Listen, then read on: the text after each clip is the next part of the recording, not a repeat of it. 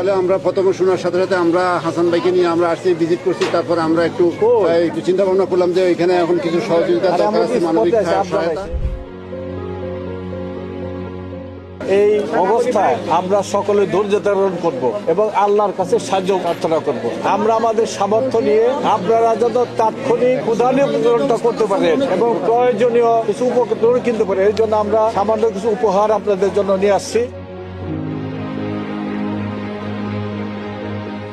আল্লাহ তাআলা এগুলো করার সুযোগ করে দিয়েছিলেন, আপনারা করতে পেরেছেন। আল্লাহ তাআলার ইচ্ছায় আবার চলে গেছে। এই জন্য আমরা দোয়া করবো আল্লাহ যেন এর চেয়ে আরো সুন্দর পরিবেশ, সুন্দর ব্যবস্থাপনা, সুন্দর সুন্দর দামি দামি জিনিস আপনারা করতে পারেন এবং আপনারা যেন অধৈর্য না হন। আল্লাহ তাআলার কাছে সেই দোয়া করি, এর চেয়ে ভালো আপনারা করতে পারবেন। এটা ওনার কাছে অভাব নাই। এটা আমাদের পরীক্ষা, আর পরীক্ষায় আমাদের উত্তীর্ণ হওয়ার জন্য অধৈর্য হওয়া যাবে না, ধৈর্য ধরতে হবে।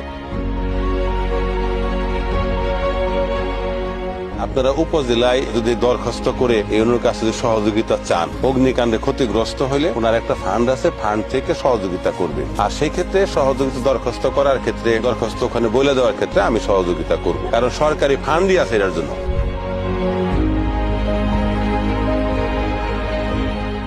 আমরা একটু যেই 5 ভাইয়ের দোকান পোড়া গেছে, আমরা আসলে এটা পুষিয়ে দেওয়ার মতো না। আমাদের আমিরে জামাত বলছে কারো বাড়িতে গেলে তার জন্য কিছু উপহার নিয়ে যেতে হয়।